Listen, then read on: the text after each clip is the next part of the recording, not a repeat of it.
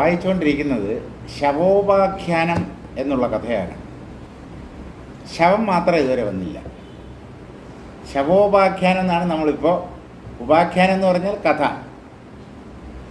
ആ ശവോപാഖ്യാനത്തിലെ 133 സർഗം, അതിൻ്റെ പേര് മഹാശവവർണ്ണനം എന്നാണ്. ഒരു വലിയ ഭീമാകാരമായ ശവം ആകാശത്തിൽ നിന്ന് താഴെ വീഴുകയാണ്. നമ്മൾ സാധാരണ ഒരാളെ നിന്ദിക്കാനോ പരിഹസിക്കാനോ ഒക്കെ ശവമേ എന്ന് വിളിക്കാറുണ്ട്, ജീവനില്ലാത്ത ജഡമെന്നർത്ഥം. ഇപ്പോൾ ഈ മഹാശവവർണ്ണനം, ഇതിനു മുമ്പ് ഇതേ പേരിലൊരു കഥ വസിഷ്ഠ മഹർഷി പറഞ്ഞതാണ്. അവിടെയും ഇതുപോലെ തന്നെ ഒരു ശവം ആകാശത്തിൽ നിന്ന് പതിക്കുന്നുണ്ട്. അപ്പം അതിൻ്റെ ഒരു ആവർത്തനമാണോ എന്ന് നമുക്ക് തോന്നും, പക്ഷേ ചെറിയ വ്യത്യാസങ്ങളുണ്ട്. ഇപ്പോൾ പണ്ട് വായിച്ചതും കേട്ടതും ഒക്കെ നമ്മൾ മറന്നു പോയിട്ടുണ്ടാവുമല്ലോ. അതുകൊണ്ട് ഇതിലൊരു പുതുമ എന്തായാലും ഉണ്ടാകും എന്ന് തന്നെ നമുക്ക് കരുതാം. അപ്പോൾ ഈ 133 സർഗമായ മഹാശവവർണ്ണനത്തിൽ എന്താണ് വസിഷ്ഠ മഹർഷി പറയുന്നതെന്ന് നോക്കാം. വിപശ്ചിതുവാച, വിപശ്ചിത്താണ് പറയുന്നത്. വസിഷ്ഠ മഹർഷി അല്ല പറയുന്നത്. വസിഷ്ഠ മഹർഷി ഉൾപ്പെടെയുള്ള ഒരു വലിയ സദസ്സിൻ്റെ മുമ്പിൽ വിപശ്ചിത്ത് അല്ലെങ്കിൽ ഭാസൻ പറയുകയാണ്. കസ്മിംശ്ചിദന്യത്ര ജഗത്യപൂർവേ ദൃഷ്ടം മയേദം ശൃണു കിം വിചിത്രം മഹാഘവൃത്താന്തദശാസമാനമവിദ്യയാന്ധേന ബലാത്കൃതം യത്. കസ്മിംശ്ചിത് അന്യത്ര ജഗത്യപൂർവേ, ഈ സഭാവാസികൾ അല്ലെങ്കിൽ ഈ ഭൂലോകവാസികൾ ആരും തന്നെ കാണാൻ സാധ്യതയില്ലാത്ത മറ്റൊരു ജഗത്തിൽ, മറ്റൊരു ബ്രഹ്മാണ്ടത്തിലെന്നോ മറ്റൊരു ലോകത്തിലെന്നോ നമുക്ക് അർത്ഥം സ്വീകരിക്കാം. അങ്ങനെയുള്ള ഒരു വിചിത്രമായ ജഗത്തിൽ ഞാൻ കണ്ട ഒരു വിചിത്രമായ കാഴ്ച പറയാം, അതിനെ വിവരിക്കാം, കേട്ടോളൂ. മഹാഘവൃത്താന്ത ദശാസമാനം, മഹാപാപം ചെയ്തിട്ടുള്ള ജീവന്മാർ നരകങ്ങളിൽ പതിക്കുമെന്നാണ് പുരാണങ്ങളിലും മറ്റുമൊക്കെ നമുക്ക് വായിക്കാൻ പറ്റുന്നത്. പഞ്ചമഹാപാതകങ്ങളുണ്ട്. പാതകം എന്ന് പറഞ്ഞാൽ പാപം എന്ന് തന്നെയാണ് അർത്ഥം. പാതകം എന്ന് പറഞ്ഞാൽ ആദ്യത്തേത് ബ്രഹ്മഹത്യയാണ്, ബ്രാഹ്മണനെ കൊല്ലുക. അത് കഴിഞ്ഞിട്ട് സുരാപാനം, വെള്ളമടി, മഹാപാപത്തിലൊന്നാണ്. അതാണ് നമ്മുടെ കേരളത്തിൻ്റെ ദേശീയ വിനോദം. വെള്ളമടിക്കാത്ത വ്യക്തികൾ വളരെ ചുരുങ്ങും, മിക്കവാറും ഒരു വീട്ടിൽ ഒരാളെങ്കിലും ഉണ്ടാവും. ഈ ദ്വിജന്മാരെന്ന് പറഞ്ഞിട്ട് എല്ലാവരും വെള്ളം അടിക്കാത്ത ശുദ്ധ ഹൃദയന്മാരൊന്നുമല്ല. വെള്ളം അടിക്കുന്ന ബ്രാഹ്മണർ ധാരാളമുണ്ട്. ഈ അടിക്കാത്തവൻ അടിച്ചു കഴിഞ്ഞാൽ ബാക്കിയുള്ളവർക്ക് കിട്ടത്തില്ല. ആക്രാന്തം മൂത്തിട്ടെ കുപ്പിയോട് കൂടി വിഴുങ്ങി കളയുവൻ. അപ്പോൾ എല്ലാറ്റിലും നല്ലതും ചീത്തയും ഉണ്ട്. അത് നല്ലതുപോലെ മനസ്സിലാക്കുക. ഒരു ജാതിയും മറ്റൊരു ജാതിയെ അപേക്ഷിച്ച് ഉയർന്നതോ താണതോ അല്ല. ഈ കാര്യത്തിൽ നമുക്ക് നല്ല വ്യക്തത വേണം. നമുക്ക് ഒരു സമുദായത്തിൽ അല്ലെങ്കിൽ ജാതിയിൽ ജനിക്കാത്തത് കൊണ്ട് ആ ജാതി ഉയർന്നതാണെന്നും അടുത്ത ജന്മം എനിക്ക് ആ ജാതിയിൽ ജനിക്കണം എന്നൊക്കെ വിചാരിക്കുന്നത് ശുദ്ധ വിഡ്ഢിത്തമാണ്. അങ്ങനെ ജാതിയിൽ ജനിച്ചത് കൊണ്ട് മാത്രം ഒരാൾ നല്ലവനാവില്ല. ദുഷിച്ച ജാതിയിൽ അല്ലെങ്കിൽ സോക്കാൾഡ് താണ ജാതിയിൽ, ഉയർന്നത് താണത് എന്ന് പറയുന്ന ഒന്നുമില്ല, എന്നാലും താണജാതിയാണെന്ന് പരക്കെ അറിയപ്പെടുന്ന ഒരു ജാതിയിലോ സമുദായത്തിലോ ജനിച്ചിട്ടുള്ള മഹാത്മാക്കൾ എത്രയോ പേരുണ്ട്. അതുപോലെ ഉയർന്ന ജാതി എന്ന് പറയപ്പെടുന്ന ജാതിയിൽ മഹാനീചന്മാരും ജനിച്ചിട്ടുണ്ട്. അപ്പോൾ ഇന്ന ജാതിയിൽ ജനിച്ചു, ഇന്ന മതത്തിൽ ജനിച്ചു, അതിലൊന്നും ഒരു കാര്യമില്ല. ഗുണത്തിനത്രേ മാഹാത്മ്യം, കുലത്തിനല്ല കേവലം, പൂവിൽ ചിലപ്പോൾ കാൺമീലേ പുഴുപോലും ജനിപ്പതായി. ഗുണത്തിനത്രേ മാഹാത്മ്യം, വ്യക്തിയുടെ ഗുണം, വ്യക്തിത്വം അല്ലെങ്കിൽ ആ വ്യക്തിത്വത്തിൽ ഉള്ള ഗുണം അതിനാണ് വില കൽപ്പിക്കേണ്ടത്. അല്ലാതെ ഏത് ജാതിയിലാണ് ആ വ്യക്തി ജനിച്ചത് അത് നോക്കിയിട്ടല്ല ഒരാളുടെ മഹത്വമോ വൈശിഷ്ട്യമോ തീരുമാനിക്കേണ്ടത്. അപ്പോൾ ഗുണത്തിനത്രേ മാഹാത്മ്യം, കുലത്തിനല്ല കേവലം. കുലത്തിന് പ്രാധാന്യമില്ല. ആഭിജാത്യമുള്ള കുലത്തിൽ ജനിച്ചവനാണ് ഉന്നത കുലജാതൻ. അതിലൊന്നും കാര്യമില്ല. അതിൽ മഹാ തൊട്ടികളുണ്ട്. ഉന്നത കുലത്തിൽ ജനിച്ച മഹാ തറ അല്ലെങ്കിൽ തൊട്ടി ഇഷ്ടം പോലെയുണ്ട്. അതുപോലെ താണജാതി എന്ന് പൊതുവെ പറയപ്പെടുന്ന ആ ജാതിയിൽ മഹാന്മാർ എത്രയോ ആൾക്കാർ ജനിച്ചിട്ടുണ്ട്. അതുകൊണ്ട് വ്യക്തിയുടെ ഗുണത്തിനാണ് പ്രാധാന്യം, അല്ലാതെ അയാൾ ജനിച്ച കുലത്തിനല്ല. ഗുണത്തിനത്രേ മാഹാത്മ്യം, കുലത്തിനല്ല കേവലം. ഇതിനെ സ്ഥാപിക്കുകയാണ്.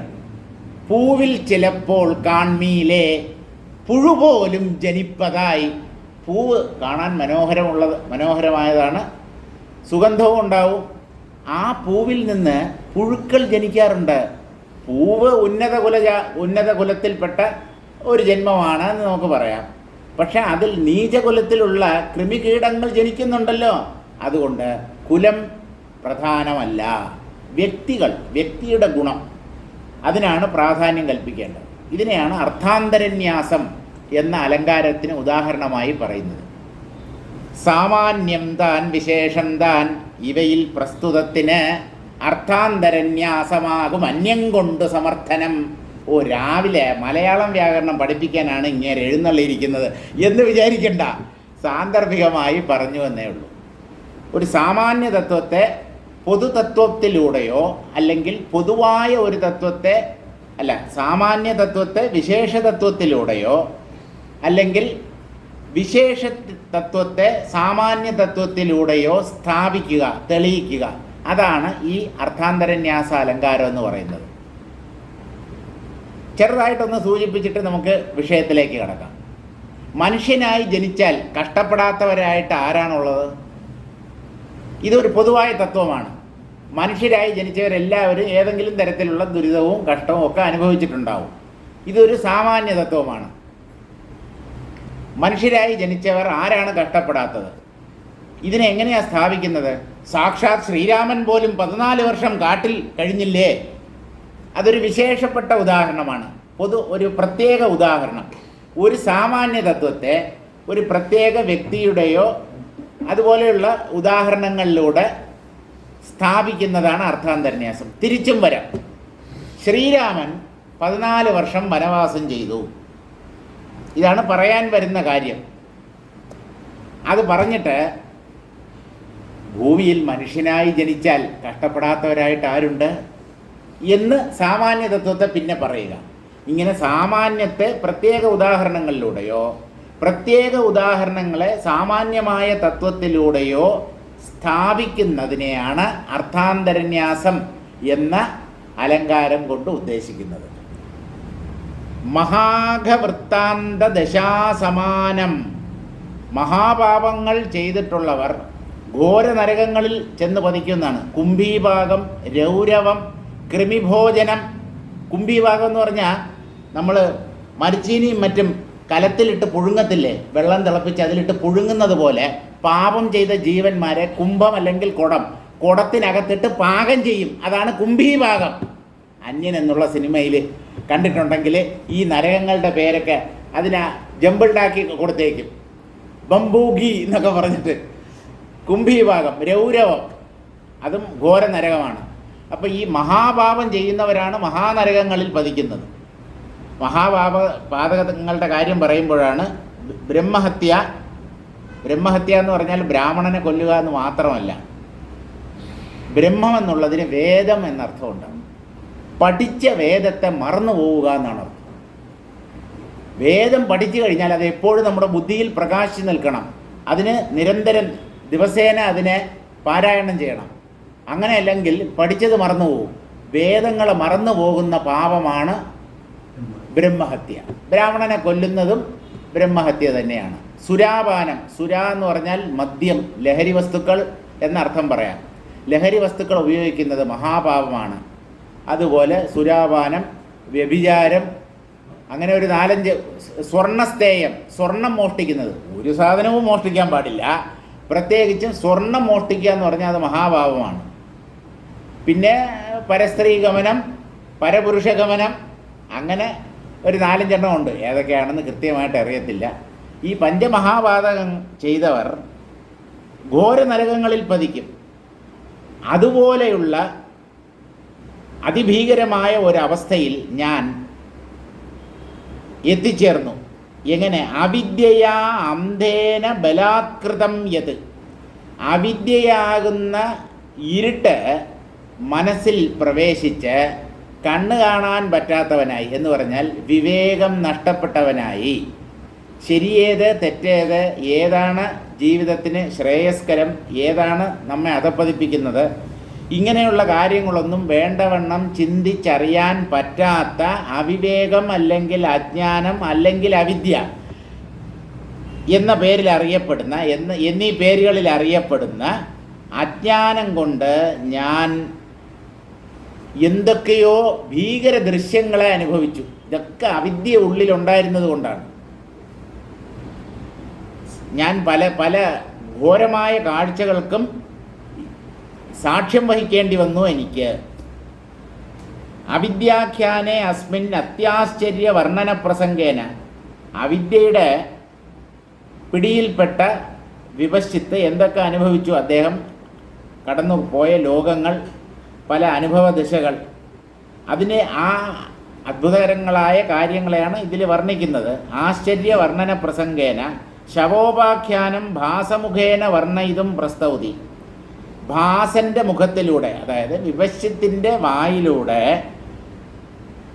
ഘോരമായ ഒരു കാഴ്ചയെ വാൽമീകി മഹർഷി വർണ്ണിക്കാൻ ശ്രമിക്കുന്നു. വർണ്ണയിതും പ്രസ്തൗതി. ഹേ മുനെ, മഹർഷേ എന്ന അഭിസംബോധനയോട് കൂടിയാണ് വിപശ്ചിത്ത് വർണ്ണന ആരംഭിക്കുന്നത്. ഒരുപക്ഷെ അത് വിശ്വാമിത്രനെ ഉദ്ദേശിച്ചായിരിക്കും. വിശ്വാമിത്രനെയാണ് ഇതിനു മുമ്പ് അദ്ദേഹം മുനെ എന്നൊക്കെ വിളിച്ചത്. ഹേ മുനെ, അസ്മാത് ജഗതഃ അന്യത്ര കസ്മിംശ്ചിത് അപൂർവേ ജഗതി. ഈ നമ്മൾ താമസിക്കുന്ന ഈ ഭൂമിയിൽ നിന്ന് വളരെ അകലെ, എവിടെയാണെന്ന് ലൊക്കേഷനൊന്നും കൃത്യമായിട്ട് പറയാൻ പറ്റില്ല, GPS ഒന്നും ഇട്ടാൽ കിട്ടൂല അത് എവിടെയാണ്, ഏത് ലോകത്തിലാണ് ഇദ്ദേഹം അനുഭവിച്ചത് ഈ ഘോര അനുഭവങ്ങളെ എന്നൊന്നും നമുക്ക് കണ്ടുപിടിക്കാൻ പറ്റത്തില്ല. അതുകൊണ്ട് അങ്ങകലെ, ദൂരെ, എവിടെയോ ഈ പ്രപഞ്ചത്തിൻ്റെ ഏതോ ഒരു കോണിൽ, നമ്മുടെ ഭൂമിയിൽ നിന്നൊക്കെ വളരെ വളരെ അകലെ അപൂർവമായ ഒരു ജഗത്തിൽ ഈ സഭാവാസികൾ ആരും കണ്ടിട്ടോ കേട്ടിട്ടോ കാണാനോ കേൾക്കാനോ സാധ്യതയില്ലാത്ത ഒരു അപൂർവമായ വിചിത്രമായ ജഗത്തിൽ മയാ ഇദം വക്ഷ്യമാണം വിചിത്രം അത്യാശ്ചര്യം ദൃഷ്ടം തച്ഛൃണു. ഞാൻ പറയാൻ പോകുന്ന അത്യാശ്ചര്യവും ഭയവും ജനിപ്പിക്കുന്ന ഒരു കാര്യം ഞാൻ പറയാം, കേട്ടോളൂ. യൻ മഹാഘാനാം ബ്രഹ്മഹത്യാദീനാം ഫലഭൂത രൗരവാദി നരകവൃത്താന്ത ദശാസമാനമതിബീഭത്സമപ്യവിദ്യയാ അന്ധേന മയാ വന്ഹിവര പ്രാർത്ഥനാബലാത് കൃതം സമ്പാദിതം അനുഭൂതമിതി യാവത്. മഹാപാപങ്ങൾ ചെയ്തവർ, അതായത് മഹാപാപങ്ങൾ എന്ന് പറഞ്ഞാൽ ബ്രഹ്മഹത്യ മുതലായ പാപങ്ങൾ ചെയ്തവർ, ആ പാപകർമ്മങ്ങളുടെ ഫലമായിട്ട് രൗരവം മുതലായ നരകങ്ങളിൽ എന്തൊക്കെ കഷ്ടം ദുഃഖമാണോ അനുഭവിക്കുന്നത്, അതിന് സമാനമായ ഒരു ദുഃഖം, അതുപോലെ ഭയം ജനിപ്പിക്കുന്ന ഒരു അനുഭവം എനിക്കുണ്ടായി. അവിദ്യയാ അന്ധേനമയ, അവിദ്യ കൊണ്ട് കണ്ണു കാണാത്തവനായ, അവിദ്യ കൊണ്ട് അന്ധനായി തീർന്ന എന്ന് പറഞ്ഞാൽ വിവേകം നശിച്ചു, കാര്യങ്ങൾ നല്ലപോലെ വിശകലനം ചെയ്ത് മനസ്സിലാക്കാനുള്ള കഴിവ് നഷ്ടപ്പെട്ടു. അപ്പോൾ ബുദ്ധിപരമായി അന്ധത ബാധിച്ചു എന്നാണ്. ഈ കണ്ണിലല്ല അന്ധത, ആന്ധ്യം, ബുദ്ധിനേത്രം അന്ധമായി തീർന്നു, അതായത് വിവേകം നഷ്ടപ്പെട്ടു എന്നർത്ഥം. അങ്ങനെ അന്ധനായി തീർന്ന എന്നാൽ വന്ഹിവര പ്രാർത്ഥനാബലാത്, അഗ്നിയിൽ നിന്ന് വരം വാങ്ങിച്ചതുകൊണ്ട്, അഗ്നിദേവൻ്റെ വരം കാരണമായിട്ട് പല ഭീകരമായ കാഴ്ചകളും ഓരോരോ ലോകങ്ങളിൽ എനിക്ക് അനുഭവിക്കേണ്ടി വന്നു. അനുഭൂതമിതിയാവത്, ഞാൻ പലതും അനുഭവിച്ചു. ഇനിയാണ് വർണ്ണന തുടങ്ങുന്നത്. അസ്തി ക്വചിത് ഖേ ഭവതാമഗമ്യേ ജഗജ്വലദീപ്തി വിചിത്രസർഗഃ ഏതാദൃഗപ്യംബരതസ്തദന്യതേ സ്വാപ്നം പുരം ജാഗ്രതി ചേതസീവ. അനന്തമായ ഈ ആകാശത്തിൽ ഭവതാമഗമ്യേ, നിങ്ങൾക്ക് ഒരിക്കലും എത്തിച്ചേരാൻ പറ്റാത്ത ഒരു ലോകത്തിൽ ഞാൻ ജീവിച്ചു. ഞാൻ അവിടെയാണ് ജനിച്ചത്. നിങ്ങൾ ഒരിക്കലും അങ്ങനെയുള്ള ഒരു ലോകത്തിൽ ജനിക്കാനുള്ള സാധ്യതയില്ല. അങ്ങനെ ആകാശത്തിൻ്റെ ഏതോ ഒരു കോണിൽ നിങ്ങൾക്ക് ചെന്നെത്താൻ പറ്റാത്ത ജഗജ്വലദീപ്തി വിചിത്ര സർഗ, പ്രകാശമയമായ ഒരു വിചിത്ര ലോകം, ഒരു സൃഷ്ടി. അത് ജ്വലിക്കുന്നു എന്ന് പറഞ്ഞാൽ അനേകം ജീവജാലങ്ങൾ നിറഞ്ഞിട്ടുള്ള, ജീവജാലങ്ങളുടെ കർമ്മങ്ങൾ കൊണ്ട് സദാ കോലാഹലമയമായി കാണപ്പെടുന്ന ആ ഒരു ലോകത്തിൽ ഞാൻ ജനിച്ചു. ഏതാതൃക അപ്യംബരതസ്തദന്യത്, ഇവിടെയുള്ള ആകാശം, അതായത് ഈ ഭൂമി നിൽക്കുന്ന ആകാശമല്ലാതെ അത് മറ്റൊരാകാശമാണെന്നാണ്. നമുക്ക് എല്ലാം കൂടെ ഒരൊറ്റ ആകാശമല്ലേ അറിയത്തുള്ളൂ നമുക്ക്. അതായത് അനന്തകോടി ബ്രഹ്മാണ്ടങ്ങൾ ഒരാകാശത്തിലാണ് ചുറ്റിത്തിരിയുന്നത്. ഈ ആകാശത്തിലൂടെ എത്ര ദൂരം വേണമെങ്കിലും നമുക്ക് യാത്ര ചെയ്യാം. അപ്പോൾ ആകാശം ഒന്നാ എന്നാണ് നമ്മൾ മനസ്സിലാക്കി വെച്ചിട്ടുള്ളത്. പക്ഷേ ഇവിടെ വിവശിത്ത് പറയുന്നത് ഈ ആകാശത്തിൽ നിന്ന് വിഭിന്നമായ ഒരാകാശത്തിലാണ് ഞാൻ വിചിത്രമായ കാഴ്ച കണ്ടത് എന്ന് പറഞ്ഞാൽ എന്താ ഉദ്ദേശിക്കുന്നത്? ഈ ആകാശത്തിലുള്ളത് സ്ഥൂല ലോകമാണ്. ഭൗതിക ലോകം, സ്ഥൂല ലോകം, പുറമേയുള്ള ലോകം, ബാഹ്യലോകം. വിവശിത്ത് അനുഭവിച്ചത് മാനസികമായ ഒരു ലോകത്തെയാണ്. അദ്ദേഹത്തിൻ്റെ ഉള്ളിൽ തന്നെ അനുഭവിച്ചതാണ്. അതുകൊണ്ടാണ് മുഖവരയായിട്ട് തന്നെ പറഞ്ഞത്, നിങ്ങളാരും ഒരിക്കലും എത്തിച്ചേരാൻ സാധ്യതയില്ലാത്ത ലോകം എന്ന്. അതായത് ഒരാളുടെ സങ്കല്പത്തിൽ വിരിയുന്ന ലോകത്തിൽ മറ്റൊരാൾക്ക് എങ്ങനെ പ്രവേശിക്കാൻ കഴിയും? ഞാൻ മനസ്സിൽ എന്തോ ഒരു ലോകത്തെ ഭാവന ചെയ്യുന്നു. ആ മനോരാജ്യത്തിൽ ഞാൻ കഴിയുമ്പോൾ അതിനകത്ത് മറ്റുള്ളവർക്ക് പ്രവേശിക്കാൻ പറ്റില്ല. കാരണം അത് എൻ്റെ മനസ്സിൻ്റെ മാത്രം സൃഷ്ടിയാണ്. അതുകൊണ്ടാണ് നിങ്ങൾക്കൊരിക്കലും ചെന്നെത്താൻ പറ്റാത്ത, നിങ്ങൾ ഒരിക്കലും കാണുകയോ കേൾക്കുകയോ ചെയ്തിട്ടില്ലാത്ത, കാരണം അത് എൻ്റെ മനസ്സിൻ്റെ സൃഷ്ടിയാണ്. അങ്ങനെ ഒരു ലോകത്തെയാണ് കണ്ടത്. അത് ഈ ആകാശത്തിലല്ല ഞാൻ അതിനെ കണ്ടത് എന്ന് പറഞ്ഞാൽ എന്താ? അത് പുറമേയുള്ള ഒരു ലോകമല്ല. അത് വിവശിത്തിൻ്റെ മനസ്സ് സങ്കല്പിച്ച ഒരു ലോകമാണ്. അയാൾക്ക് മാത്രം അനുഭവിക്കാൻ കഴിയുന്ന ഒരു ലോകമാണ് എന്നർത്ഥം. അതുകൊണ്ടാണ് ഇത്ര ഉറപ്പിച്ച് പറയുന്നത്, നിങ്ങളാരും അവിടെ അപൂർവമായ ജഗത്താണ്, നിങ്ങൾക്കാർക്കും അവിടെ ചെന്ന് എത്താൻ പറ്റില്ല. നിങ്ങൾ അങ്ങനെ ഒരു ലോകത്തെ കാണുകയോ അല്ലെങ്കിൽ അതിനെക്കുറിച്ച് വേറെ ആരെങ്കിലും പറഞ്ഞു കേൾക്കുകയോ എന്ന് ഉറപ്പിച്ച് പറയാൻ കാരണം അതാണ്. ഏതാതൃകപ്യംബരതസ്തദന്യത്, ഈ ആകാശത്തിൽ നിന്ന് വിഭിന്നമായ മറ്റൊരാകാശത്തിലാണ് ആ ലോകത്തെ കണ്ടത്. ആ ആകാശം എന്താണ്? മനോമയമായ ആകാശം. പുറമേ ഉള്ളത് ബാഹ്യാകാശം.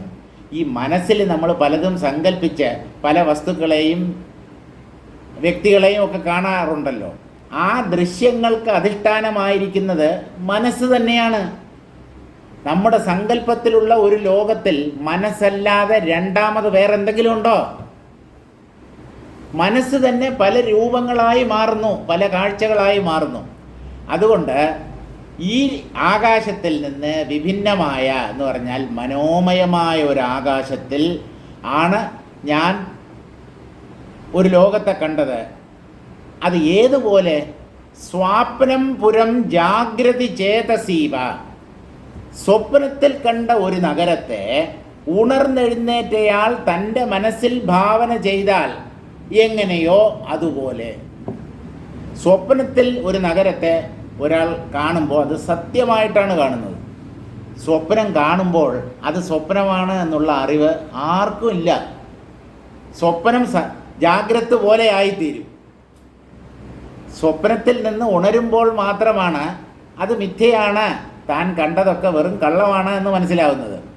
ഇപ്പോൾ സ്വപ്നത്തിൽ താൻ കണ്ട നഗരത്തെ അല്ലെങ്കിൽ സ്വപ്ന ദൃശ്യത്തെ ഉണർന്നെഴുന്നേറ്റ ഒരാൾ ഓർമ്മിച്ചാൽ എങ്ങനെയിരിക്കും? കണ്ടു, അനുഭവിച്ചു എന്നുള്ളത് ശരിയാണ്. ഉണർന്നെഴുന്നേറ്റു, അതിനെക്കുറിച്ച് ഓർമ്മയും ഉണ്ട്. പക്ഷേ അതില്ലാത്തതാണ് എന്നാണല്ലോ അയാളുടെ തീരുമാനം. അതിനയാൾ ഒരിക്കലും വാസ്തവികത കൽപ്പിക്കുന്നില്ലല്ലോ. കാരണം താൻ സ്വപ്നത്തിൽ കണ്ടത് ഉണർന്നെഴുന്നേൽക്കുന്നതോടുകൂടി അത് അപ്പാടെ കള്ളമാണ് എന്ന് അയാൾക്ക് സ്വയം ബോധ്യപ്പെട്ടിരിക്കുന്നു.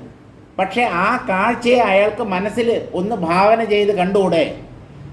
ആ കാഴ്ച പോലെയാണ് ഞാൻ മറ്റൊരു ജഗത്തിനെ എൻ്റെ സങ്കല്പത്തിൽ അനുഭവിച്ചത് എന്ന് പറഞ്ഞാൽ തികച്ചും സാങ്കല്പികം, ഭാവനാത്മകം എന്നർത്ഥം.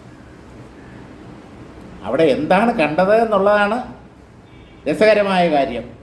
ഭവതാമഗമ്യേ, നിങ്ങൾക്കൊരിക്കലും ചെന്നെത്താൻ പറ്റാത്ത ഗന്ധുമശക്യെ ക്വചിത് വ്യോംനി, മറ്റൊരാകാശത്തിൽ ജഗത് തത്രച, ഒരു ജഗത്തിനെ ഞാൻ അനുഭവിച്ചു. തത്രച്ച ജ്വലന്തിയ ചന്ദ്രസൂര്യാദി ദീപ്തിയ, അത് ജ്വലിക്കുന്ന ഒരു ലോകമായിരുന്നു എന്ന് പറഞ്ഞല്ലോ. എന്താണ് ജ്വലിക്കുന്ന ലോകം എന്ന് പറഞ്ഞാൽ ചന്ദ്രൻ, സൂര്യൻ തുടങ്ങിയ ഗോളങ്ങളുടെ പ്രകാശം കൊണ്ട് പ്രകാശിതമായ ലോകം.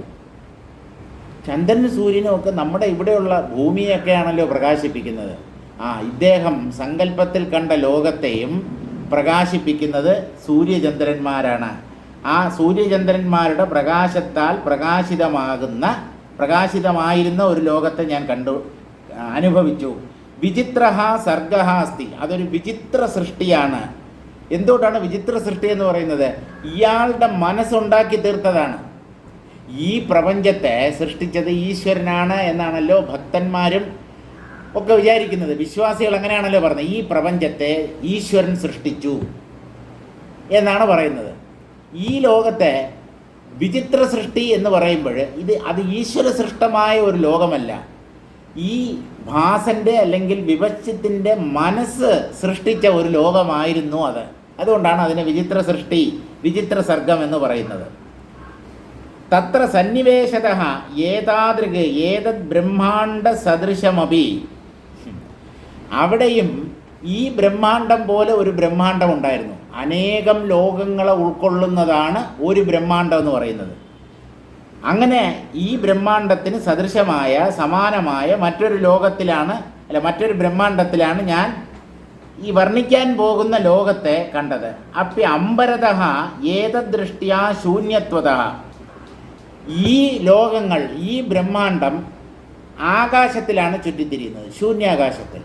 പക്ഷേ ഞാൻ കണ്ട ആ ലോകം ഈ ആകാശത്തെക്കാളും ശൂന്യമായിരുന്നു എന്ന് പറഞ്ഞാൽ ഈ ആകാശം തന്നെ ശൂന്യം. ഇതിനേക്കാളും ശൂന്യമായതെന്ന് പറഞ്ഞാൽ ഈ ആകാശം ഈശ്വര സൃഷ്ടമാണ് എന്ന് പറയാം. അങ്ങനെയാണ് പുരാണങ്ങളും മറ്റും പറയുന്നത്. ഈശ്വരൻ ആദ്യം സങ്കല്പിച്ചു, ആകാശത്തെ സൃഷ്ടിച്ചു, പിന്നെ പടിപ്പടിയായി വായു, അഗ്നി, ജലം, ഭൂമി, ഇങ്ങനെ മറ്റ് 4 ഭൂതങ്ങളെയും സൃഷ്ടിച്ചു. എന്നിട്ട് ജീവന്മാരെ സൃഷ്ടിച്ചു, പല ശരീരങ്ങൾ, ജീവശരീരങ്ങളെ സൃഷ്ടിച്ചു. ഇവിടെ അങ്ങനെ ഒരു ഈശ്വരൻ്റെ ഇടപെടലേ ഉണ്ടായിട്ടില്ല. ഇയാളുടെ മനസ്സ് വെറുതെ സങ്കല്പിച്ചതാണ്. അപ്പോൾ സൃഷ്ടിയിൽ തന്നെ 2 സൃഷ്ടികളുണ്ട്. ആ കാര്യത്തെക്കുറിച്ച് ഇനി വിശദമായി പറയും. ജീവസൃഷ്ടിയും ഈശ്വര സൃഷ്ടിയും. ജീവന്മാരുടെ സൃഷ്ടിയുണ്ട്. ജീവന്മാർ ചിത്തിൻ്റെ ഈ ചിത്തിൻ്റെ അംശമാണ്. ചിത്തിനാണ് സൃഷ്ടിക്കാനുള്ള സാമർഥ്യമുള്ളത്. ഈശ്വരൻ എന്ന് പറയുന്നത് ചിത്ത് തന്നെയാണ്. ആ ചിത്തിൻ്റെ അംശമായ കുഞ്ഞു കുഞ്ഞു ഈശ്വരന്മാരെ പോലെയുള്ള ജീവന്മാർക്കും സൃഷ്ടിക്കാനുള്ള കഴിവുണ്ട്. അല്ല, അത് മനസ്സിലായില്ല. നമ്മുടെ മനസ്സ് പലതിനെയും ഭാവനയിൽ നമ്മൾ പലതിനെയും അനുഭവിക്കുന്നില്ലേ? അതൊക്കെ നിങ്ങളുടെ സൃഷ്ടിയാണ്. അപ്പോൾ ഈശ്വരൻ എന്തൊക്കെ ചെയ്യാൻ പറ്റുമോ അതൊക്കെ വലിയ തോതിലല്ലെങ്കിലും ചെറിയ തോതിൽ ജീവന്മാർക്ക് ചെയ്യാൻ പറ്റും. ജീവസൃഷ്ടി അനന്തകോടി ജീവന്മാരെ ഈശ്വരൻ പൊടുന്നനവേ സൃഷ്ടിച്ചു. ഈ ജീവന്മാർ ഓരോ വർഷം ഓരോ കുഞ്ഞ് എന്നുള്ള രീതിയിൽ സൃഷ്ടി നടത്തിക്കൊണ്ടിരിക്കുന്നു. അല്ലേ? കുട്ടികൾ ജനിക്കാറില്ലേ ഇവിടെ ദമ്പതികൾക്ക്? സൃഷ്ടിയാണ്. Creation or procreation. പ്രൊക്രിയേഷൻ എന്ന് പറഞ്ഞാൽ കുഞ്ഞുങ്ങളെ ജനിപ്പിക്കുക എന്നാണ് അർത്ഥം. ക്രിയേഷൻ എന്ന് പറഞ്ഞാൽ വ്യാപകമായ സൃഷ്ടി. അത് വ്യാപകമാണെങ്കിൽ ഇത് പരിമിതം. ഇത്രയേ ഉള്ളൂ. സൃഷ്ടിക്കാനുള്ള കഴിവ് ജീവന്മാർക്കുമുണ്ട്. അപ്പോൾ സൃഷ്ടിയിൽ ജീവസൃഷ്ടിയുമുണ്ട്, ഈശ്വര സൃഷ്ടിയുമുണ്ട്. അതിനെക്കുറിച്ച് വിശദമായി ചർച്ച ചെയ്യും. രാമൻ്റെ ഒരു ചോദ്യത്തിന് മറുപടിയായിട്ട് ആ കാര്യം പറയും. അപ്പോഴും നമുക്ക് അതിനെക്കുറിച്ച് കൂടുതലും മനസ്സിലാക്കാം. ഇപ്പം ഇവിടെ ഈ ബ്രഹ്മാണ്ടം പോലെയുള്ള, പക്ഷേ ഈ ആകാശത്തെക്കാളും ശൂന്യമായിട്ടുള്ള മറ്റൊരാകാശത്തിൽ ഏതദൃഷ്ട്യാ ശൂന്യത്വതഃ ഹേതോരസ്മാദന്യദേവ, ഈ ആകാശത്തിനെങ്കിലും അല്പമെങ്കിലും സ്ഥൂലതയുണ്ടെന്ന് പറയാം. എന്ന് പറഞ്ഞാൽ ഈ ആകാശത്തിലാണ് അനന്തകോടി ബ്രഹ്മാണ്ടങ്ങൾ ചുറ്റിത്തിരിയുന്നത്. അതിലാണ് ജീവന്മാർ ജീവിക്കുന്നത്. ഇദ്ദേഹം അനുഭവിച്ച ലോകം എന്ന് പറയുന്നത് ഇദ്ദേഹത്തിൻ്റെ മനസ്സ് സൃഷ്ടിച്ച ഒരു ലോകമാണ്. ആ മനസ്സ് സൃഷ്ടിച്ച ലോകത്തിലും ഒരു ആകാശമുണ്ട്, മനോമയമായ ആകാശം. ആ ആകാശം ഈ ബാഹ്യ ആകാശത്തെ പോലെ അല്ലെങ്കിൽ ശൂന്യാകാശത്തെ പോലെ അത്ര പോലും വാസ്തവികത ആ മനോമയമായ ആകാശത്തിനില്ല. അത് അങ്ങേയറ്റം ശൂന്യമായിരുന്നു. പക്ഷേ ആ ശൂന്യമായ ആകാശത്തിലാണ് ഞാൻ ഈ കാഴ്ചകളെല്ലാം കണ്ടത്. ഇത്രയും വർണ്ണിക്കേണ്ട വല്ല കാര്യമുണ്ടോ? ഈ വർണ്ണനയുടെ പുറകിൽ ഒരൊറ്റ ഉദ്ദേശ്യമേ ഉള്ളൂ. നമ്മൾ സത്യം എന്ന് കരുതി ജീവിക്കുന്ന ഈ ലോകം അങ്ങേയറ്റം കള്ളമാണ്, ഇല്ലാത്തതാണ്, മിഥ്യയാണ് എന്ന് പറയാതെ പറയുകയാണ്.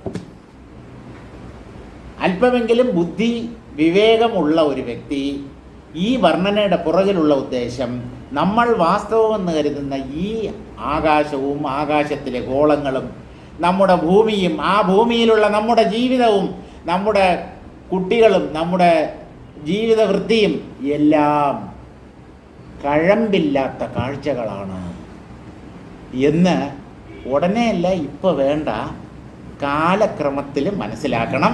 നമ്മുടെ ബുദ്ധി ഉൾക്കൊള്ളണം. ഇതിനെയൊക്കെ സത്യം സത്യം സത്യം, വാസ്തവം വാസ്തവം എന്ന് പറഞ്ഞ് ജീവിച്ച അവസാനം നമ്മുടെ ജീവിതം കട്ട പുകയായി പോകും. ഞാൻ പറഞ്ഞില്ല എന്ന് വേണ്ട, കാരണം ഇത് പറഞ്ഞ് പേടിപ്പിക്കുകയാണെന്ന് ഒരിക്കലും വിചാരിക്കരുത്. വരാൻ പോകുന്ന വേണ്ട, ഭവിഷ്യത്ത് ഇങ്ങനെയാണ് മനുഷ്യർ ജീവിതം തുടരുന്നതെങ്കിൽ അവരുടെ അന്ത്യം ഇങ്ങനെ ആയിരിക്കും എന്ന് പറയുമ്പോൾ അതൊരു ശാപവാക്കോ ഒരു ഭീഷണിയോ ആയി കരുതണ്ട. ഇങ്ങനെ അവിവേകികളുടെ ജീവിതം ഇങ്ങനെ ആയിരിക്കും പര്യവസാനിക്കുക. നടക്കാൻ പോകുന്ന കാര്യം പറയുന്നതിൽ എന്താ ഇത്ര പേടിക്കേണ്ട കാര്യം? നമ്മുടെ ജീവിതത്തിൽ പരിവർത്തനം ഉണ്ടാവണം. എപ്പോഴൊക്കെ നമുക്ക് സമയം കിട്ടുമോ അപ്പോഴൊക്കെ ഈ പ്രപഞ്ചത്തിൻ്റെ മിഥ്യാത്വത്തെ ചിന്തിച്ചുറപ്പിക്കണം. പ്രപഞ്ചം മിഥ്യയാണ് എന്ന ആശയം നമ്മുടെ മസ്തിഷ്കത്തിൻ്റെ ഉള്ളിൽ ഒരു വൈറസ് പോലെ പ്രവേശിക്കണം. വൈറസാണല്ലോ നമ്മൾ അറിയാതെ നമ്മുടെ ഉള്ളിൽ കിടക്കുന്നത്, ഇല്ലേ? അതുപോലെ നമ്മൾ പോലും അറിയാതെ ആവർത്തിച്ച് ഈ സത്യത്തെ ഉറപ്പിച്ച് പ്രപഞ്ചത്തിൻ്റെ മിഥ്യാത്വം നമ്മുടെ മനസ്സിൻ്റെ അടിത്തട്ട് വരെ എത്തണം. അല്ലാതെ ഉപരിതലത്തിൽ മാത്രം ഒക്കെ മിഥ്യയാണെന്ന് പറഞ്ഞ് വിശപ്പ് വരുമ്പോൾ എല്ലാം പോവും. ഭയങ്കര വെപ്രാളം. ചിലർക്ക് ഈ വിശപ്പ് താങ്ങാൻ പറ്റത്തില്ല, എന്തെങ്കിലും ഉടം കിട്ടിയിരിക്കണം. പ്രമേഹ രോഗികളെ ഞാൻ കുറ്റം പറയില്ല, പ്രമേഹ രോഗികൾക്ക് അങ്ങനെയാണ്. വിശപ്പ് വന്നു കഴിഞ്ഞാൽ എത്രയും പെട്ടെന്ന് എന്തെങ്കിലും കഴിക്കണം, അല്ലെങ്കിൽ ഷുഗർ ഡൗൺ ആയി പോവും. ഷുഗർ ഹൈ ആകുന്നതിനേക്കാളും ഭീകരമാണ് ഷുഗർ ഡൗൺ ആയി പോകുന്നത്. പ്രഷറും അങ്ങനെ തന്നെ. പ്രഷർ കൂടിയാൽ മരുന്ന് കഴിച്ച് നമുക്കത് കുറയ്ക്കാൻ പറ്റും. പ്രഷർ പെട്ടെന്ന് കുറഞ്ഞാൽ മസ്തിഷ്ക മരണം സംഭവിക്കും, ബ്രെയിൻ ഡെത്ത്, കോമ സ്റ്റേജിലായി പോവും. അതുകൊണ്ട് ഒന്നും കൂടാതെ നോക്കിക്കൊള്ളുക, കുറയാതെയും നോക്കണം. കൂടിയാലും അധികമായാൽ അമൃതും വിഷം എന്നുള്ളത് പ്രമേഹത്തിനും രക്തസമ്മർദ്ദത്തിനും ബാധകമല്ല. അതല്പം കൂടിയിരുന്നാലും കുഴപ്പമില്ല, കുറയാതെ നോക്കിക്കൊള്ളണം. കാരണം മസ്തിഷ്ക മരണം സംഭവിക്കാം. കോമ സ്റ്റേജിൽ പോയി കഴിഞ്ഞാൽ അയാളെ വീണ്ടും പഴയ സ്ഥിതിയിലേക്ക് കൊണ്ടുവരാൻ വലിയ പ്രയാസമാണ്. അതുകൊണ്ട് സ്വല്പം ഷുഗർ കൂടുതലാണ്, പ്രഷർ കൂടുതലാണെന്ന് വിചാരിച്ച് ആരും ആശങ്കപ്പെടേണ്ട, ഒക്കെ നല്ലതിനാണ്. ഈ ഉപദേശം എനിക്കും ബാധകമാണ്. ഇപ്പം കൂടുതലാണ് ഷുഗർ. ഇന്നലെ മുതൽ മരുന്ന് കഴിച്ചു തുടങ്ങി. 500 mg മെറ്റ്മോർഫിൻ ടാബ്ലറ്റ് സ്റ്റാർട്ട് ചെയ്തു. അങ്ങനെ ഇന്നലെ 1-ാം തീയതിയല്ലേ, ശുഭം മംഗളം. 1-ാം തീയതി ആഗസ്റ്റ് 1-ന് പ്രമേഹത്തിനുള്ള ഗുളിക കഴിച്ചു തുടങ്ങി. അതോടൊപ്പം നടത്തയും തുടങ്ങി, ആഹാര നിയന്ത്രണവും ഉൾപ്പെടുത്തി. 1 മാസമാണ് എനിക്ക് അവധി തന്നിരിക്കുന്നത്. ഇന്നലെ തന്നെ ഡോക്ടർ പറഞ്ഞു നമുക്ക് ഇൻസുലിൻ കയറ്റാമെന്ന്. ഞാൻ പറഞ്ഞു ഡോക്ടറെ ഒരു സഹായം ചെയ്യണം, എനിക്ക് ഒരു മാസത്തെ സമയം വേണം. എന്തെങ്കിലും ടാബ്ലറ്റ് ഉണ്ടെങ്കിൽ അത് ഞാൻ കഴിച്ചോളാം. ഇൻസുലിൻ ആദ്യമേ ശരീരത്തിൽ കയറ്റണ്ട. എനിക്കൊരു ഭയമാണെന്ന് വെച്ചോളൂ ഇൻസുലിൻ കയറ്റുന്നത്. അപ്പോൾ ഇൻസുലിൻ വേണ്ട, നമുക്ക് അറ്റ കൈക്ക് ഇൻസുലിനേക്ക് പോയാൽ മതി. 1 മാസം കൊണ്ട് ഈ ഷുഗർ അല്പമെങ്കിലും കുറയുന്നുണ്ടോ എന്നുള്ളത് നോക്കാം. ഞാൻ പരമാവധി ആഹാര നിയന്ത്രണം ശീലിക്കാം എന്ന് വാക്ക് കൊടുത്തതിന് ശേഷമാണ് ഡോക്ടറുടെ അടുത്തു നിന്നും വീട്ടിലേക്ക് വന്നത്. അപ്പോൾ എന്തായാലും നോക്കാം. കുറയാനുള്ളതാണെങ്കിൽ കുറയും, കൂടാനാണ് തലവിധിയെങ്കിൽ കൂടും. എന്തോ ആയിക്കോട്ടെ, നമുക്ക് നിയന്ത്രണത്തോടെ ജീവിച്ച് നോക്കാം ഈ 1 മാസം. നമുക്കല്ല, എനിക്ക്, നിങ്ങൾക്കൊന്നും ബാധകമില്ലല്ലോ. അപ്പോൾ ജീവിതത്തിൽ നിയന്ത്രണം എല്ലാവർക്കും ആവശ്യമാണ്. പ്രത്യേകിച്ച് ആഹാരത്തിലും സംസാരത്തിലും, രണ്ടിലും നിയന്ത്രണം വേണം. ആഹാരത്തിൻ്റെ രുചി അറിയിച്ചു തരുന്നത് നാവാണ്. സംസാരിക്കാൻ സഹായിക്കുന്ന അവയവവും ഇതേ നാവാണ്. അതുകൊണ്ട് ആ നാവിനെ നിയന്ത്രിച്ചാൽ, രുചിക്ക് അടിമപ്പെടാതിരുന്നാൽ, സംസാരം നിയന്ത്രിച്ചാൽ സംസാരം നിയന്ത്രിക്കപ്പെടും. മനസ്സിലായില്ല? സംസാരം എന്ന് പറഞ്ഞാൽ വാക്കുകൾ, സംഭാഷണം എന്നർത്ഥം. ആ സംഭാഷണത്തിൽ ഒരു നിയന്ത്രണം കൊണ്ടുവന്നാൽ സംസാരം നിയന്ത്രിക്കപ്പെടും. ജനന മരണ രൂപമായ ഈ സംസാരവും സംസാര ദുഃഖങ്ങളും സ്വയം നിയന്ത്രണ വിധേയമാകും. അതുകൊണ്ട് നിയന്ത്രണം നല്ലത് തന്നെ. ഇതൊക്കെ ദൈവം നമ്മെ പഠിപ്പിക്കുന്നതാണ്. നിനക്ക് നല്ല വാക്ക് പറഞ്ഞാൽ മനസ്സിലാവില്ല. നീ ഇന്ദ്രിയങ്ങളുടെയും മനസ്സിൻ്റെയും അടിമയാണ്. എന്തൊക്കെ വേദാന്തം പ്രസംഗിച്ചാലും അവനവൻ്റെ കാര്യം വരുമ്പോൾ ഈ നിയന്ത്രണമൊക്കെ കാറ്റിൽ പറക്കും. മനസ്സിലാകുന്നുണ്ടോ ഞാൻ പറയുന്നത്? അതുകൊണ്ട് ഇതൊക്കെ പറഞ്ഞു നടക്കുന്നവർ വലിയ ശമം ദമം ഒക്കെ ശീലിച്ചിട്ടുള്ള ആളുകളാണ് എന്നൊന്നും വിചാരിക്കേണ്ട. ശമതമാതി സമ്പത്ത് ശീലിച്ചവർ, സമ്പത്തുള്ളവർ കാണും, ഇല്ലെന്ന് പറയുന്നില്ല. പക്ഷേ പലർക്കും ആ നിയന്ത്രണം അവരുടെ ജീവിതത്തിൽ ഇല്ല എന്നുള്ളതാണ് സത്യം. അപ്പോൾ മറ്റൊരു ആകാശത്തിൽ, ഈ ആകാശത്തെക്കാളും ശൂന്യമായിരിക്കുന്ന, അതുകൊണ്ടാണ് മറ്റൊരാകാശം എന്ന് പറയുന്നത്.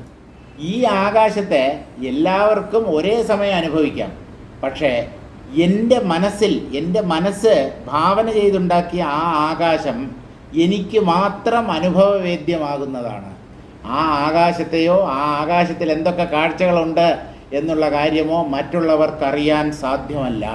അതുകൊണ്ടാണ് വിചിത്രമായ ഒരു ലോകം, മറ്റൊരു ലോകം, ഈ ആകാശത്തിൽ നിന്ന് വിഭിന്നമായ ആകാശം എന്നൊക്കെ വർണ്ണിച്ചത്. തത്ര ദൃഷ്ടാന്ത, അതിനൊരു ഉദാഹരണം പറയുകയാണ്.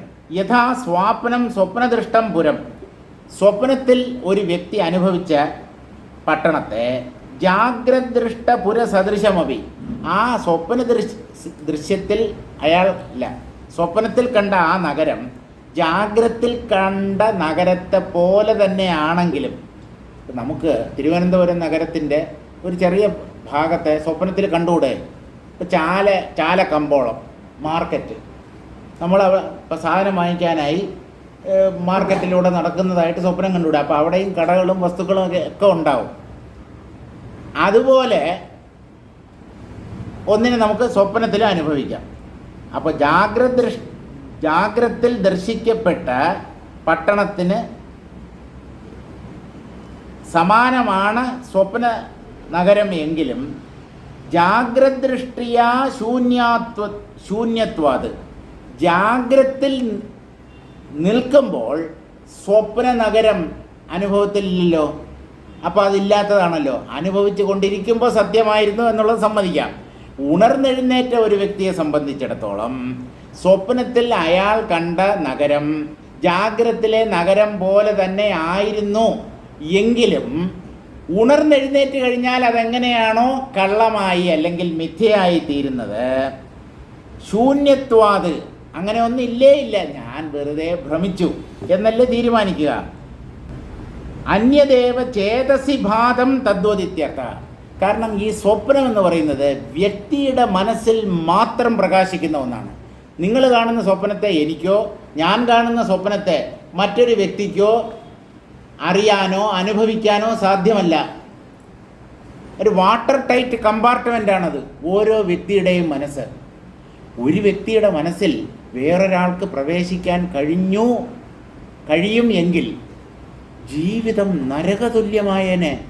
ഭർത്താവിൻ്റെ മനസ്സിലിരിപ്പ് ഭാര്യ അറിയും, ഭാര്യയുടെ മനസ്സിലിരിപ്പ് ഭർത്താവ് അറിയും, ചേട്ടൻ്റെ മനസ്സിലിരിപ്പ് അനിയനും, അനിയൻ്റെ മനസ്സിലിരിപ്പ് ചേട്ടനും, അയൽവക്കക്കാരൻ്റെ മനസ്സിലിരിപ്പ് നമ്മളും, നമ്മുടെ മനസ്സിലിരിപ്പ് അയൽവക്കക്കാരനും ഒക്കെ അറിഞ്ഞാൽ എന്തായിരിക്കും സ്ഥിതി? അതുകൊണ്ട് ഈശ്വരൻ ചെയ്ത ഏറ്റവും വലിയ അനുഗ്രഹം എന്താണെന്ന് ചോദിച്ചാൽ, ഒരാളുടെ മനസ്സിൻ്റെ ഉള്ളിൽ മറ്റൊരാൾക്ക് ഒരിക്കലും പ്രവേശിക്കാൻ കഴിയില്ല.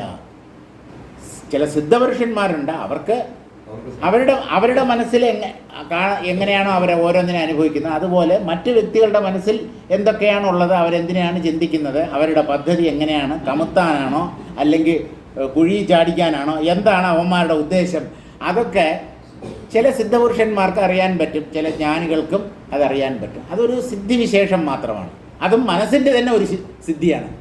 ഒരാളുടെ മനസ്സിലുള്ള ഒന്നിനെ മറ്റൊരാളുടെ മനസ്സ് എങ്ങനെ മനസ്സിലാക്കുന്നു എന്ന് ചോദിച്ചാൽ അതിന് ആധുനിക ശാസ്ത്രത്തിൻ്റെ പക്കൽ ഉത്തരവില്ല. അവർ പറയും ഇതൊക്കെ അസംബന്ധമാണ്. ഒരാളുടെ മനസ്സിലുള്ളതിനെ വേറൊരാൾക്ക് എങ്ങനെ അറിയാൻ പറ്റും?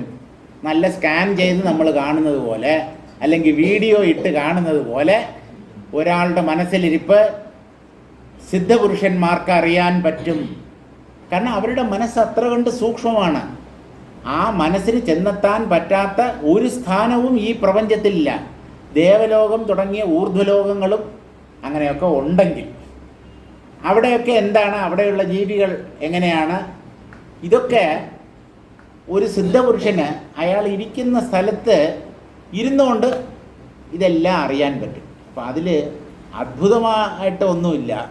പക്ഷേ ആധുനിക മനുഷ്യരും ആധുനിക ശാസ്ത്രവും ഒന്നും ഇതിനെ അംഗീകരിക്കുന്നില്ല. സിദ്ധികളെയൊന്നും ആധുനിക ശാസ്ത്രം അംഗീകരിക്കുന്നില്ല. ഒരാൾക്ക് ആകാശത്തിലൂടെ പറന്നു പോകാൻ പറ്റും, അല്ലെങ്കിൽ അപ്രത്യക്ഷമാകാൻ പറ്റും എന്നൊക്കെ പറഞ്ഞാൽ മാജിക്കുണ്ട്.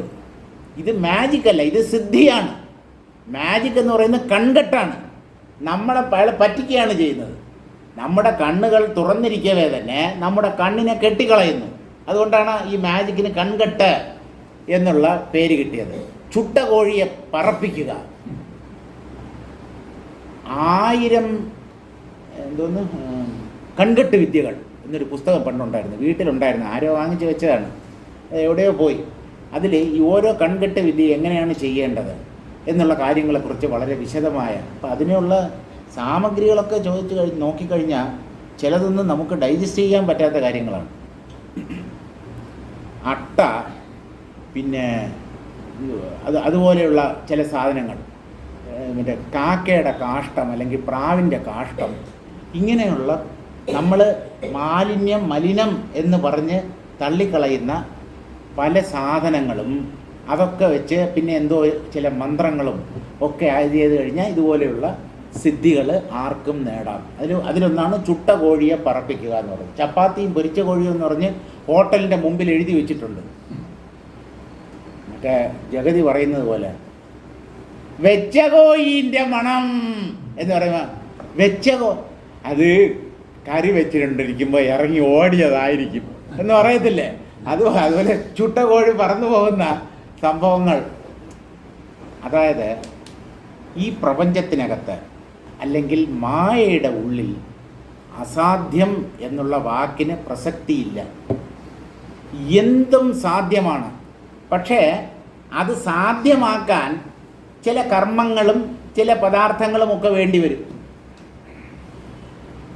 ചില ധ്യാനക്രമങ്ങളോ ചില അഭ്യാസങ്ങളോ ചില മന്ത്രജപങ്ങളോ ഒക്കെ വേണ്ടി വരും. പക്ഷെ അതിലൂടെ ഇങ്ങനെ സാധാരണക്കാർക്ക് അപ്രാപ്യമായ പല സിദ്ധികളും നേടാൻ കഴിയും എന്നാണ് നമ്മുടെ പുരാതനങ്ങളായ ശാസ്ത്രങ്ങൾ പറയുന്നത്. അത് നിങ്ങൾക്ക് വിശ്വസിക്കാം, വിശ്വസിക്കാതിരിക്കാം. തട്ടിപ്പാണ് വെട്ടിപ്പാണ് എന്നൊക്കെ പറയാം. തട്ടിപ്പും വെട്ടിപ്പും പണ്ടുള്ളവരുടെ സ്വത്തല്ല, ആധുനിക മനുഷ്യൻ്റെ സ്വത്താണ് തട്ടിപ്പും വെട്ടിപ്പും ഫ്രോഡും ഒക്കെ. അതുകൊണ്ട് എല്ലാറ്റിനും അവരെ പഴിചാരരുത്. ഇപ്പോഴുള്ളവരൊക്കെ എന്തോ വലിയ സത്യസന്ധന്മാരാണെന്ന് ഇവർ പറയുന്നതൊക്കെ വാസ്തവമാണെന്നും ഈ സമയത്തേക്ക് ഇപ്പോഴത്തേക്ക് അവർ പറയുന്നത് സത്യം, ഇന്നത്തെ ശാസ്ത്രജ്ഞൻ പറയുന്നത് തെറ്റാണ് എന്ന് നാളത്തെ ശാസ്ത്രജ്ഞൻ തെളിയിക്കും. അപ്പോൾ എന്ത് ചെയ്യും നിങ്ങൾ? ഇയാളെ കള്ളനെന്ന് മുദ്ര കുത്തുവോ? നേരത്തെ പറഞ്ഞ ആ ശാസ്ത്രജ്ഞനെ അയാൾക്ക് ഒന്നും അറിഞ്ഞുകൂടാ, അയാൾ പമ്പര വിഡ്ഢിയാണ് എന്ന് മുദ്ര കുത്തുവോ? ആ സമയത്ത് അയാളുടെ ബുദ്ധിക്ക് എത്രത്തോളം ചെന്നെത്താൻ പറ്റിയോ അതുവരെയുള്ള കാഴ്ചകൾ അയാൾ മനസ്സിലാക്കി പറഞ്ഞു തന്നു. പക്ഷേ അതുമാത്രമല്ല, അതിനും അപ്പുറത്തുണ്ട് പലതും. സാധാരണ മനുഷ്യ ബുദ്ധിക്കോ ഇന്ദ്രിയങ്ങൾക്കോ കടന്നു ചെല്ലാൻ പറ്റാത്ത മനസ്സിൻ്റെ ഉള്ളറകളുണ്ട്. അവിടെയൊക്കെ ഇറങ്ങി ചെന്ന് കഴിഞ്ഞാൽ ഇപ്പോൾ കണ്ടതിനേക്കാളും കൂടുതൽ അവിടെ കാണാൻ പറ്റും. അതുകൊണ്ട് മനസ്സിൻ്റെ ഉള്ളറകളിലൊന്നും ഇറങ്ങിച്ചെന്ന് പരിശോധിക്കാൻ ശ്രമിക്കണ്ട. ഇപ്പം തന്നെ പുലിവാല് പിടിച്ചിട്ടുണ്ട്, ഇഷ്ടംപോലെ പൊല്ലാപ്പിൽ നമ്മൾ ചെന്ന് പെടുന്നുണ്ട്. ഇനിയിപ്പോൾ എൻ്റെ മനസ്സിൻ്റെ ഉള്ളിൽ എന്താണ് എന്ന് പറഞ്ഞ് അതിനു വേണ്ടി ഓരോ ധ്യാനമൊക്കെ ചെയ്ത് മനസ്സിൻ്റെ ഉള്ളിലേക്കൊക്കെ ഇറങ്ങിച്ചെന്ന് വെറുതെ പൊല്ലാപ്പിനൊന്നും പോരുത്. മറ്റേ സ്വാമിയുടെ പ്രഭാഷണം കേട്ടതാണ് എൻ്റെ മോൻ ഇങ്ങനെ നശിച്ചു പോകാൻ കാരണം എന്ന അമ്മമാരെ കൊണ്ട് പറയിക്കരുത്. ചിലരങ്ങനെ പറയും, നിങ്ങളുടെ പ്രഭാഷണം കേട്ടിട്ടാണ് എൻ്റെ മോൻ ഇങ്ങനെ ആയത്. ഞാൻ പറഞ്ഞോ വെള്ളം അടിക്കാൻ പറഞ്ഞോ കഞ്ചാവ് അടിക്കാൻ പറഞ്ഞോ? ധ്യാനിക്കണമെന്ന് പറയുമ്പോൾ ഇവൻ ധ്യാനിക്കേണ്ടത് എങ്ങനെയാണെന്ന് ആരോടോ എന്ന് ചോദിച്ചു. അവൻ പറഞ്ഞു മറ്റേ കഞ്ചാവ് അടിച്ചിട്ട് കഴിഞ്ഞാൽ ധ്യാനം പെട്ടെന്ന് സാധ്യമാവും, പെട്ടെന്ന് ഏകാഗ്രത കിട്ടുമെന്ന് പറഞ്ഞു. അവൻ കഞ്ചാവ് അടിച്ചതിന് ധ്യാനവും ധ്യാനത്തെ നമുക്ക് ഉപദേശിച്ച ഋഷികളും എന്ത് പിഴച്ചു? അതുകൊണ്ട് ആരെങ്കിലും ഓരോ വ്യക്തിയും നശിക്കുന്നതിന് ശാസ്ത്രങ്ങളെ ഉത്തരവാദിയാക്കരുത്. ശാസ്ത്രങ്ങൾ നല്ലത് മാത്രമാണ് പറഞ്ഞു തന്നിട്ടുള്ളത്. അപ്പോൾ അത് പറഞ്ഞാൽ ഇങ്ങനെ ആവശ്യമില്ലാത്ത കാര്യങ്ങൾ ഇങ്ങനെ പറഞ്ഞുകൊണ്ടേയിരിക്കും. അപ്പോൾ എൻ്റെ മനസ്സിലാണ് ആ ലോകം അനുഭവപ്പെട്ടത്. മനോമയം എന്നർത്ഥം. അതുപോലെ തന്നെയാണ് നമ്മുടെ ബാഹ്യലോകവും. ലോകം എന്ന് പറഞ്ഞാൽ ലോക്യതേ ഇതി ലോകഃ എന്നാണ്. കാണപ്പെടുന്നതേതോ അത് ലോകം. കാണാൻ കണ്ണും വേണം, മനസ്സും വേണം. കണ്ണെന്നുള്ള ഒരു ഇന്ദ്രിയം മാത്രമല്ല, 5 ഇന്ദ്രിയങ്ങൾ. കേൾക്കുന്നതും ഒരു അനുഭവമാണ്, മണക്കുക, രുചിക്കുക, സ്പർശിക്കുക, ഇതെല്ലാം അനുഭവമാണ്. അപ്പോൾ എല്ലാറ്റിനെയും കാണുക, അനുഭവിക്കുക എന്ന അർത്ഥത്തിൽ നമുക്ക് പറയാം. അപ്പോൾ 5 കണ്ണുകളുണ്ട് നമുക്ക് എന്നാണ്. കരുവിന് കണ്ണുകളഞ്ചുമുള്ളടക്കി തെരുതെരെ വീണു വണങ്ങി ഓതിടണം. 5 കണ്ണുകളും ഉള്ളടക്കണമെന്ന് പറഞ്ഞാൽ പഞ്ച ഇന്ദ്രിയങ്ങൾ എന്നർത്ഥം. 5 ഇന്ദ്രിയങ്ങളിൽ ശ്രേഷ്ഠമാണ്, ഏറ്റവും മുൻപന്തിയിൽ നിൽക്കുന്നതാണ് നേത്രം എന്ന് പറയുന്ന ഇന്ദ്രിയം. മറ്റുള്ള 4 ഇന്ദ്രിയങ്ങളെയും കണ്ണുകൾ എന്ന് പറയാം. ഈ 5 ഇന്ദ്രിയങ്ങളെയും അന്തർമുഖമാക്കി ആ പരമാത്മതത്വത്തെ പ്രണമിച്ചിട്ട് വേണം ആത്മതത്വത്തെ മറ്റുള്ളവർക്ക് ഉപദേശിക്കാൻ. അല്ലെങ്കിൽ ആ ഉപദേശം ഫലപ്രദമാവില്ല. ഭഗവാനെ ഉള്ളിൽ സ്മരിച്ചുകൊണ്ട്, അതുകൊണ്ടാണ് ഈ പ്രവചനവും മറ്റുമൊക്കെ ചെയ്യുന്നവർ ആദ്യം കുറേ ധ്യാന ശ്ലോകങ്ങൾ ചൊല്ലുന്നത്. ധ്യാന ശ്ലോകം ചൊല്ലാതെ തുടങ്ങുന്നത് ഞാൻ മാത്രമേ ഉള്ളൂ. കാരണം ആകപ്പാടെ കിട്ടുന്നത് ആഴ്ചയിൽ 2 ദിവസം, അതും 1.5 മണിക്കൂറേ നമുക്ക് കിട്ടുന്നുള്ളൂ. അതിൽ ഞാൻ 10 മിനിറ്റ് ധ്യാന ശ്ലോകത്തിന് വേണ്ടി വിനിയോഗിച്ചാൽ പിന്നെ നമുക്ക് അത്രയും സമയം കുറയില്ലേ? അതുകൊണ്ട് സമയം അല്പം പോലും പാഴാക്കരുത് എന്നുള്ള ഉദ്ദേശം കൊണ്ടാണ് ധ്യാന ശ്ലോകങ്ങളൊന്നും ചൊല്ലാതെ നേരിട്ട് പ്രഭാഷണത്തിലേക്ക് കടക്കുന്നത്. അതൊരു ദോഷമല്ല. ഉള്ളിൽ അദ്ദേഹമുണ്ട്, അദ്ദേഹത്തിൻ്റെ വിചാരത്തോടു കൂടി തന്നെയാണ് എപ്പോഴും തുടങ്ങുന്നത്. അതുകൊണ്ട് അത് മറ്റുള്ളവരെ അറിയിക്കേണ്ട കാര്യമില്ലല്ലോ, എല്ലാവരെ കൊണ്ട് ശ്ലോകം ചൊല്ലിക്കേണ്ട കാര്യവും ഇല്ല. ഭഗവാനെ സ്മരിക്കാതെ ആ പരബ്രഹ്മത്തിൻ്റെ സ്മരണയോടുകൂടി മാത്രമേ അതിനെക്കുറിച്ച് സംസാരിക്കാൻ കഴിയുകയുള്ളൂ. തസ്മിന്മയാ വിഹരതാ ഹൃദയസ്ഥമർത്ഥം അന്വേഷ്ടുമക്ഷിനിഹിതം കകുഭാം മുഖേഷു പശ്യാമി യാവദജലപ്രതിമാധരായാം ഛായാളിജാലമലിനാ പരിബംഭ്രമീതി. തസ്മിൻ മയാ വിഹരതാ ഹൃദയസ്ഥം അർത്ഥം, ഞാൻ എൻ്റെ ഉള്ളിൽ തന്നെ കാഴ്ചകളെ അന്വേഷിച്ചു. അത് വലിയ കുഴപ്പമാണ്. എൻ്റെ മനസ്സിൽ എന്തൊക്കെയുണ്ട് എന്ന് അന്വേഷിക്കാൻ ഇറങ്ങി പുറപ്പെടുന്നതിൽ പരം വിഡ്ഢിത്തം വേറൊന്നുമില്ല. കാരണം മനസ്സിൻ്റെ ഉള്ളറകളിലേക്ക് നമ്മൾ ഇറങ്ങി ചെല്ലുന്നു എന്ന് പറഞ്ഞാൽ അവിടെ ഇല്ലാത്ത കാഴ്ചകളായിരിക്കും മിക്കവാറും പൊന്തി വരിക. ജന്മജന്മാന്തരങ്ങളായി നമ്മൾ ചേർത്ത് വെച്ച സംസ്കാരങ്ങൾ, വാസനകൾ, അതൊക്കെ പല ഭീകരവും ബീഭത്സവുമായ ദൃശ്യങ്ങളെ ഉണ്ടാക്കി കാണിക്കും. ഭീകരതയ്ക്കും ബീഭത്സതയ്ക്കും എന്താണ് വ്യത്യാസം? ഈ രണ്ട് വാക്കുകൾ നമ്മൾ മലയാളത്തിൽ പ്രയോഗിക്കേണ്ട. ആ രംഗം ഭീകരമായിരുന്നു, ബീഭത്സമായിരുന്നു. ഭീകരം എന്ന് പറഞ്ഞാൽ ഭയം എന്നുള്ള വികാരത്തെ ജനിപ്പിക്കുന്നത്.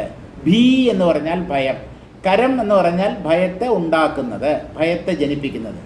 ബീഭത്സം എന്ന് പറഞ്ഞാൽ അത് ഭീകരത്തെക്കാളും ഭീകരമാണ് എന്ന് പറഞ്ഞാൽ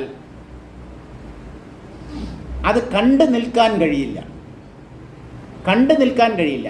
ഭയവും അറപ്പും വെറുപ്പും എല്ലാം ജനിപ്പിക്കുന്ന ഒരു ദൃശ്യമാണ് ബീഭത്സം. ഇപ്പോൾ ഉദാഹരണത്തിന്, ഒരു പിശാച് ഒരാളെ കൊന്ന് അയാളുടെ വയറ്റിലുള്ള കുടൽ മാലയൊക്കെ വലിച്ചു പുറത്തിട്ട് അകത്തുള്ള രക്തം രണ്ട് കൈയും കൊണ്ട് കൈക്കുമ്പിളിലേന്തി ആ രക്തമൊക്കെ കുടിക്കുക, മാംസ കഷണങ്ങൾ ഇങ്ങനെ വലിച്ചു പറിച്ച് തിന്നുക എന്നൊക്കെ പറഞ്ഞാൽ അത് കണ്ടുകൊണ്ട് നിൽക്കാൻ പറ്റത്തില്ല. അതാണ് ബീഭത്സം എന്ന് പറയുന്നത്. ഭീകരം എന്ന് പറഞ്ഞാൽ കണ്ട ഭയം തോന്നും. ഭയം അത് ബീഭത്സമാണ് നമുക്ക് സഹിക്കാൻ പറ്റാത്തത്. അതായത് എന്താ പറയുക, അറപ്പും വെറുപ്പും ഉണ്ടാകണം. ഭയം, അറപ്പ്, വെറുപ്പ്, ഇത് മൂന്നും കൂടെ ചേർന്നാൽ അതാണ് ബീഭത്സം. അതുകൊണ്ട് ബീഭത്സ ദൃശ്യങ്ങളൊന്നും വലിയവരും കാണരുത്, കുട്ടികളും കാണരുത്. കാരണം ഇതൊക്കെ നമ്മുടെ മനസ്സിനെ ദുഷിപ്പിക്കും. ഇതൊക്കെ മനസ്സിൽ പതിയും, പിന്നെ സ്വപ്നത്തിലും മറ്റുമൊക്കെ പ്രത്യക്ഷപ്പെടും. കുട്ടികളാണെങ്കിൽ ഭയന്ന് നിലവിളിക്കും. അതുകൊണ്ടാണ് ഈ കുട്ടികളെ ഇങ്ങനെയുള്ള ദൃശ്യങ്ങളൊന്നും കാണിക്കരുത് എന്ന് പറയുന്നത്. വലിയവരും കാണാൻ പാടില്ല. വലിയവരുടെ ഉള്ളിൽ ഒരു മനസ്സുണ്ടല്ലോ. വലിയവരും സ്വപ്നത്തിൽ പലതും കണ്ട് നിലവിളിക്കാറുണ്ട്. വീട്ടുകാരോട് ചോദിച്ചാൽ അറിയാം ഇങ്ങനെ രാത്രി എത്ര പ്രാവശ്യം നിലവിളിച്ചു എന്നുള്ളത്. നമുക്കറിയത്തില്ലല്ലോ. സ്വപ്നത്തിൽ സംസാരിക്കുന്നവരുണ്ട്, നിലവിളിക്കുന്നവരുണ്ട്, സ്വപ്നത്തിൽ കരയുന്നവരുണ്ട്, ചിരിക്കുന്നവരുണ്ട്. ഈ ജാഗ്രതയിൽ എന്തൊക്കെയുണ്ടോ അതിനേക്കാളും കൂടുതൽ സ്വപ്നാവസ്ഥയിലുണ്ട്. അത്ര മാത്രം നിങ്ങൾ മനസ്സിലാക്കിയാൽ. ജാഗ്രതയിൽ അനുഭവിക്കാൻ പറ്റാത്ത പലതും സ്വപ്നത്തിൽ അനായാസം നമുക്ക് അനുഭവിക്കാൻ പറ്റും. അപ്പോൾ ആ സ്വപ്നത്തിൻ്റെ സ്കോപ്പ് എത്ര കണ്ടുണ്ട് എന്ന് മനസ്സിലാക്കുക. തസ്മിന്മയാ വിഹരതാ ഹൃദയസ്ഥമർത്ഥം, എൻ്റെ ഹൃദയത്തിൽ ദൃശ്യത്തിൻ്റെ അന്തത്തെ കാണണം എന്നുള്ള ഒരാഗ്രഹം ഉണ്ടായിരുന്നു. ഈ ദൃശ്യം എത്ര വരെയുണ്ട്, ഏതുവരെയുണ്ട്, ആ ആഗ്രഹത്തെ പൂർത്തീകരിക്കാനായി ഞാൻ ദൃശ്യത്തെ കാണാൻ ആഗ്രഹിച്ചു. അതിനായി എൻ്റെ മനോമയമായ ആകാശത്തിൽ ഞാൻ എൻ്റെ നോട്ടത്തെ വ്യാപിപ്പിച്ചു. എന്ന് പറഞ്ഞാൽ കണ്ണെത്താവുന്ന ദൂരത്തേക്ക് എൻ്റെ ദൃഷ്ടിയെ ഞാൻ പതിപ്പിച്ചു. അങ്ങനെ എന്തൊക്കെയുണ്ട്, ദൃശ്യത്തെ കാണണമെങ്കിൽ പുറത്ത് നോക്കണമല്ലോ. അങ്ങനെ അന്വേഷിച്ചു, 4 ദിക്കുകളിലേക്ക് നോക്കിയപ്പോഴാണ് പശ്യാമി യാവദജലപ്രതിമാധരായാം, ആ ലോകത്തിലും ആ ബ്രഹ്മാണ്ടത്തിലും മനോമയമായ ആ ഒരു ലോകം എന്ന് പറഞ്ഞല്ലോ, അവിടെയും ഒരു ഭൂമിയുണ്ടോ. ഈ ഭൂമി പോലെയാണോ എന്നുള്ളത് അറിയത്തില്ല. ഏതാണ്ട് ഇവിടെയുള്ള സാധനങ്ങളെല്ലാം അവിടെ ഉണ്ടായിരുന്നു. സപ്തദ്വീപങ്ങൾ, സപ്തസാഗരങ്ങൾ. പക്ഷേ അത് അദ്ദേഹം മനസ്സിൽ സങ്കല്പിച്ച് അനുഭവിച്ച ഭൂമി.